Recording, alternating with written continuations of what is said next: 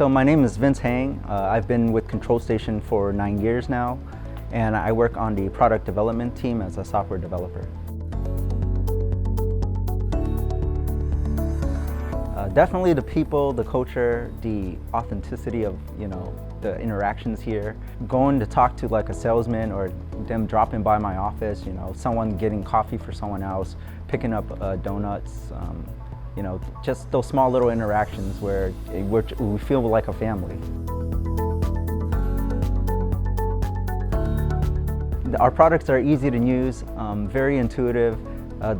You don't have to go through a lot of configurations to get things going. When you're investigating things like the percent time of when a particular control loop was in its normal mode, without operator intervention, sometimes you want the machine to be up and running, and an operator putting it in manual mode means that either something's gone wrong or it's not meeting the tight constraints that it's supposed to.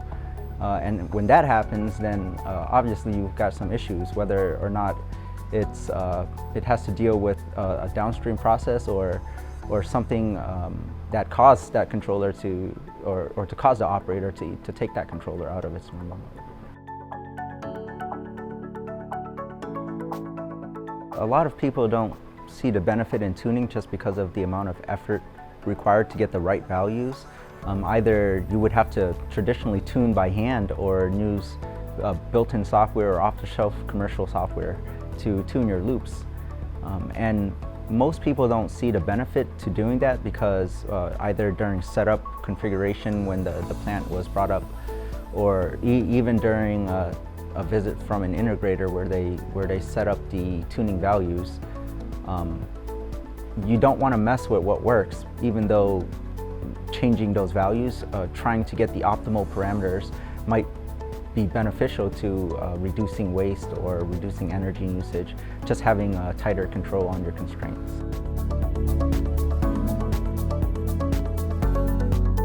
Definitely being on a product development team, just pushing out new products. I feel the effect every day when I come into work. The switch from Silverlight to HTML5 for Plant ESP was significant because at the time, Silverlight seemed to be the leading technology until Microsoft announced that they would end support for it. Not only that, it was a very constrained environment. It's being a Microsoft proprietary technology, it wasn't as open as the HTML5 standard was. So there were issues that we would encounter, whether it was securities or even support. And that was a big deal for a lot of our customers because they wanted a product that will be supported into future iterations. So I was brought on board, first of all, just to do the front end work for it, just to write basically the UI for ESP. Again, our Silverlight product was based off of a WPF XAML language, but HTML5 obviously uses HTML, so I was just brought in to make that conversion from XML to HTML and the markup language involved.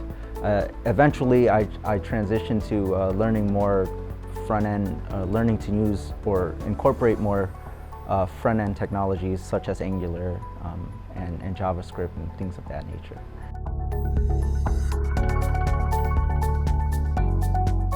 So I see the future in moving towards more analytics-driven process data.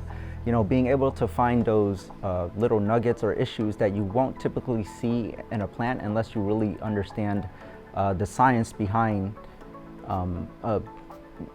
going diving for data.